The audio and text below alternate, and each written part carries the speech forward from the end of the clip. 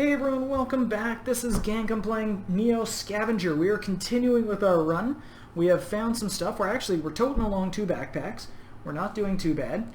And what we need now is like pants. Pants would be really nice because we have a t-shirt, we have a hoodie, but otherwise we're still carrying this sort of hospital gown as our main clothing here. And even our other items aren't fantastic shape. So we are going to rest here. Let's hide tracks so that we're kind of hidden. And we are going to sleep. Let's see.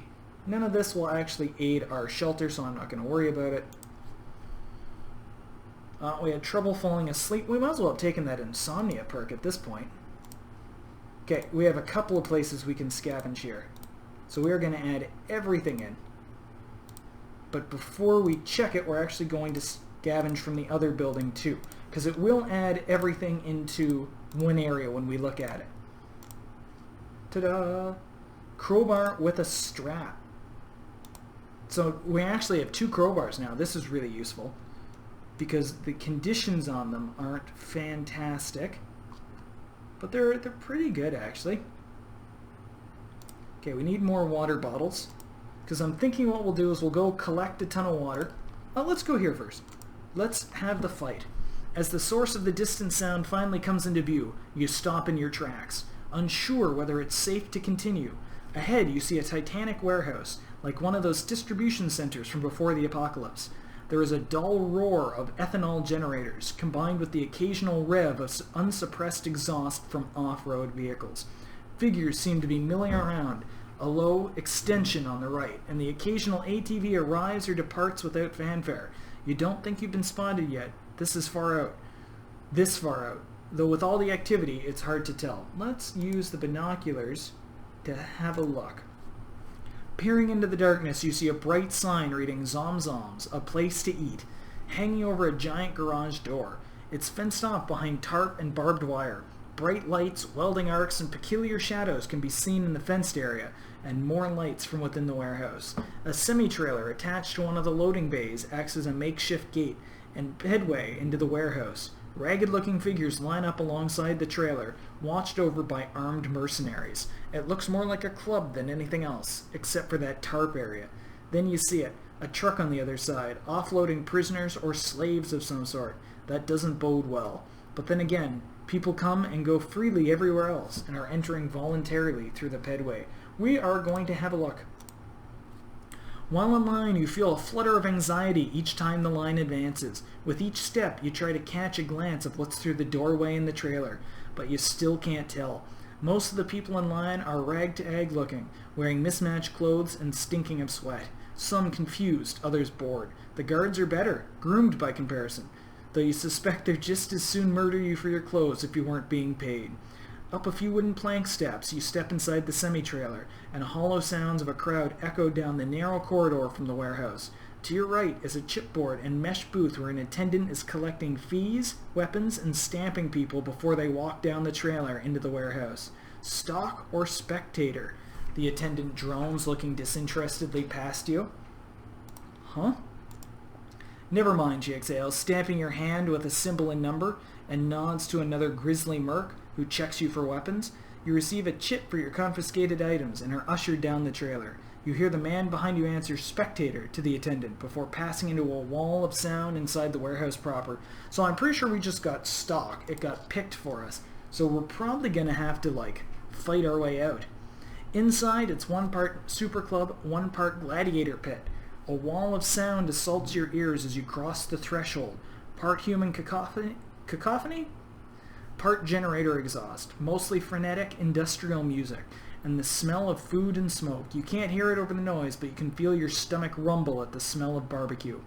Cavernous warehouse is dominated by a dirt-floored arena with high mesh walls.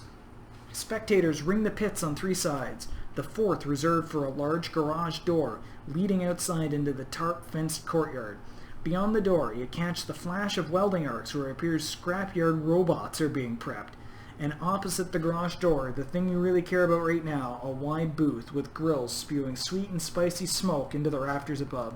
People clamor to get at it and walk away with their prize smeared over hands and lips alike. Barbecue. You wade through the dirty patrons intent on manhandling some ribs or beans and rice or whatever it is they've got cooking over there. Who knows how long you've been in cryo, how long it's been since you had a hot meal. Pressing your way through this final wall of hungry patrons, you get an elbow on the counter and desperately try to make eye contact with one of the servers. A few eternal minutes later, one of the apron-clad food slingers glances at you, and you nod like an excited dog. He reaches into a smoker box and withdraws a loaded skewer, placing it in your hand, sweet, succulent barbecue. Savoring it at first, you start to grow paranoid that will be snatched from your hands, and you bear down on it with renewed fervor, huddling against it with your lips as you absently walk away from the grill. This meat, it's like good, fully developed veal. Not young, but not yet beef. Yet very definitely like that, and not like any other meat you've tasted. We are eating people. I'm calling it now. In fact, so much that you think no person without a palate of ordinary normal sensitiveness could distinguish it from veal. It is mild, good meat with no other sharply defined or highly characteristic tastes, such as, for instance, goat, high game, and pork hab. The steak is slightly tougher than prime veal as well. A little stringy, but not too tough or stringy to be agreeably edible. Yeah, so I'm pretty sure we're eating people. Just then, an announcer pipes up. With that same oscillating voice every strip club DJ seems to have, he starts hyping the crowd. "Can you count, suckers?" He shouts. Patrons start yelling back. I said, "Can you count, suckers?" On cue, a testosterone-fueled wave of shouts comes from the floor. "Raise those numbers," he calls with expectation, and everybody raises their fists in unison. The music changes, lights switch to UV, and numbers appear on all the striped hands. Your heart starts to race as you realize what's happening. Looking around, everyone has a stamp, but most of them don't look like yours. Everyone has numbers, but it's clear now what the numbers are. Most patrons have silhouettes of vultures next to their numbers. You look down at your hands. Yours is a lamb. The announcer calls a number, a low number. You feel a bit nauseous, but also relieved. You raise your hand, nearby patrons looking suddenly, then quickly losing interest in you. A scream of protest erupts from the far side of the arena. Everyone nearby looks across where a commotion is starting. A man is hoisted into the air like a crowd surfer at a concert and is propelled to the arena gate. Patrons claw the remainder of his barbecue from his flailing hands, fighting over it like dogs. Guards wrangle the struggling man, who is then tossed onto the dirt floor in the arena, and the gate sealed behind him. The winner is a filthy, weak, and confused-looking human. As he clambers to his feet, a clacking and squeaking sound crescendos from the opposite side of the arena. Cheers start erupting through the warehouse as the source of the noise rolls into the arena through the garage door. The bot is little more than a heavy, treaded ring of barbed spikes. A haphazardly hung LED ticker sits atop its mast, flicking the words Morning Star and confirming your suspicion as to its nature.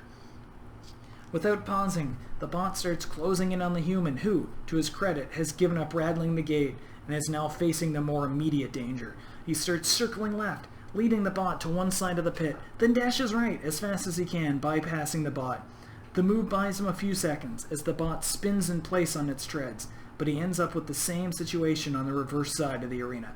This continues for a few laps with the human visibly wearing down. Perhaps realizing his error, he switches tactics and leads the robot towards a support column and allows it to get close before ducking behind it. The bot starts turning in place, but the tread gets hooked on the pillar, and for a moment it appears to be stuck. You can sense the tingle of hope in the man as he watches the bot rock to and fro for several seconds. However, the bot's rocking eventually frees it, and turns to face him again.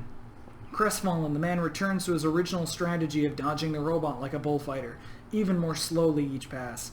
It doesn't take long for the robot to wear down its already weakened prey, and it scores its first hit, trampling his leg under treads. The man's cry of pain is lost in a wave of cheering from the crowd as the robot backs up. The man hardly has time to limp before it rams him again, this time following through and impaling him against the wall. Drunk with bloodlust, the crowd is now screaming as the robot backs away once more from the stumbling, bleeding man. The bot rams him into a wall one more time and backs away, this time with a human stuck on its spikes. The crowd cries out in ecstasy, which is eventually simmers down to a rabble, as the arena service personnel remove the entrails. Your mouth agape, you suddenly feel a wave of nausea. You begin looking around, panicked. We can rub off the stamp or try to leave. I don't think either of these is going to go good. Spotting the way you came in, you decide to split. Maybe you can hand in your chit, get your stuff, and go. Hell, maybe you should. Just forget the stuff and leave before anyone notices you. Haphazarding a glance back at the arena, there's still dragging remains from the floor. Maybe you'll reach the door before they're done. You push through the crowd, glancing off its shoulders and elbows as you go. Everybody you clear, though, seems replaced by 2 more dirty, hungry corpses. All move like a river's current from the door towards the grill, directly opposing your progress. Your hands start to grow clammy as you panic, feeling your time slip away. I'm not actually that worried about fighting this robot. We have a crowbar, we have electrician, we're strong. Okay, we have no options for this. Can you count chuckers? Raise your number. You hear him call a number almost before it happens, imagining the sounds of each digit in your head. Your body is swept up and too tired to struggle for their entertainment. You let yourself be carried back across the sea of people. You're funneled through the gate and manage to land on your feet, crouched with hands down for balance. The gate rattles closed behind you and stare at the dirt, waiting. The gate rattles closed behind you and stare at the... Okay. Then the sounds of metallic feet jar you from your daze. You can't see it yet, but it sounds like a heavy monstrosity. The steps are staggered to, overlapping in a strange rhythm. Let's see. The doorway stands empty a moment longer, and then you see a curved, segmented leg strike the ground from one side. Another follows, then 2 more. A metallic monster, almost 3 times your height, pulls itself around the corner, and cheers of excitement, boom, through the warehouse. Your stomach sinks as you take in the sight of the machine. A large, crushing arm swings menacingly from a platform, able to reach in any direction. It's supported by 6 radially symmetric legs, and under the chassis, a blade on an axle, much like the main rotor of a helicopter, except upside down. Try to find a weakness. You watch closely as the robot approaches. It's a clever design, those radial legs. Can switch directions fast and no need to turn around. The armature too. Its range of motion is near complete, save for the area under the chassis, which has a rotor blade that could probably make short work of you. You let it get closer, then bolt around to the other side, but backpedaling to the other side of the arena. The robot's walk seems to track you directly, and the arm swings to face you a moment later. Wait, wasn't the sensor on that arm? Looking closely, sure enough, there it is. That can't be right. You're sure the walking motion fooled you before that sensor had a fix. Testing your theory, you stand adjacent to the wall and duck below the mesh line. You crawl along the ground for a few meters, watching the robot. Its focus stays on you the whole time. You stand up, dart to the opposite wall, and duck again. For good measure, you feign running one direction as you duck, then deke backwards once below the lip. The robot closes to you where you were, sweeping from down the wall. Something doesn't add up. The bot's rigged to look like an autonomous, but you're pretty sure it's remote control, and from someone on this side of the warehouse. The rotor blade spins out. It's got to be human-controlled. He'll probably skirt this wall with the blade on, hoping to catch you in his blind spot with the area effect weapon. The robot would have seen you by now. You decide to call this guy out. You walk calmly out to the center of the arena, turn to face the crowd he's likely in, and cross your arms as if waiting. If he comes after you, it'll reveal to most that there indeed was a blind spot along that wall. The pilot, whoever he is, must have realized his error. The robot continues its sweeps of the wall, crashing into the corner by the garage door, and scrabbles ineffectively there. Clever. Looks like an AI glitch now. Long enough to make his escape before he found out anyway. It must hurt leaving all that kit behind, but who knows what this place does to cheaters. Audibly disappointed, the crowd roars, settles back into a babbling noise, and the pit's guards open the gate. You decide to make your exit before you have a chance to call another lucky winner. Bouncing your way back towards the door, you step into a brightly lit trailer and present your chit to the guard. He locates the bin with your chit's number, retrieves your things, and amazingly, they're all still there. What's more, you notice some items in your belongings that weren't there before. There's a bag with something scrawled across in black marker. It reads, "Dude." You look back at the guard, but he's already moved on to other patrons. You doubt it was him. You look around the trailer, but no one here is particularly interested in you. In fact, more than anything else, you get the same sense you're just an annoying obstacle that needs to get out of this trailer.